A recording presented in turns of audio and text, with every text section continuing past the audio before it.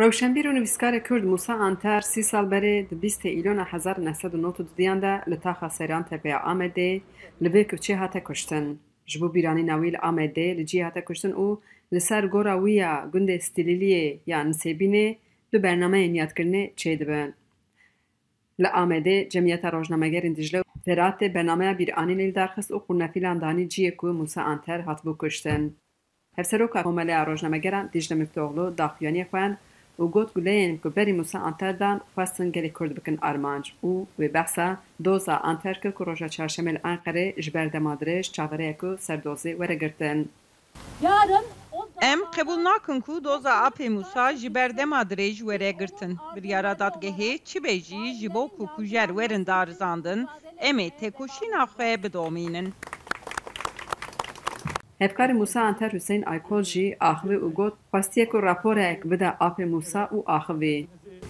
Söylemek için. Apê Musa bela dilê te rehet be piştî te şagirtên te ji pêncî zêdetir rojnamevan derketin. Wekî jî rojnameyên Kurdî jî derketin. Televîzyona me çêbû, radyoya me çêbû, ajansa me. Li wan ajansa de dengê me li cîhanê belav kirin.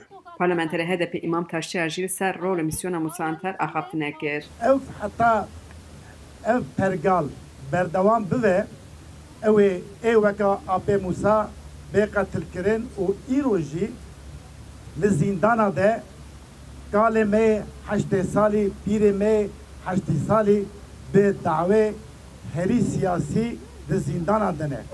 Kurê Musa Anter Dicle Anter jî beşdarê vê bîranînê bû û ku doza bavê xwe heta rûniştina dawî şopand. Hefta borî li Enqerê dosyeya doza bavê xwe radestê Serokê CHP Kemal Kılıçdaroğlu kir. Ku dibêje kuştina bavê siyasî ye, dexwaza ser girtina doza wî jî biryarek siyasî ye û doza bavê jî ji bo ronîkirina hemî dozên siyasî yên Tirkiyeyê veke dozek mifte ye. Valla ez biryar em kabul nakin. Vakti dem borî em biryar em kabul nakin.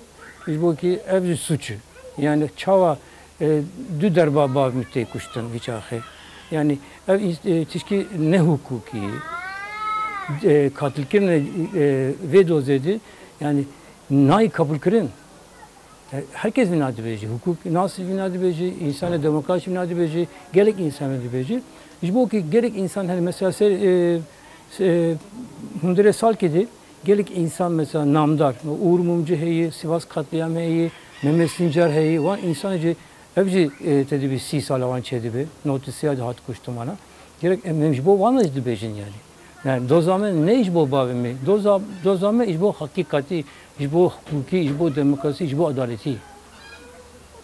Hêja got ku bernameya duyê yadkirinê li ser gora Musa Anter li gundê Silîliyê li dard keve ku hevseroka HDP Pervîn Buldan jî beşdarê vê bîranînê dibe. Doza dawî a Musa Anter sibê roja çarşemê li Enqereyê wê cara dawî were dîtin. Xecî Can Farqîn, Dengê Amerîka, Diyarbekir.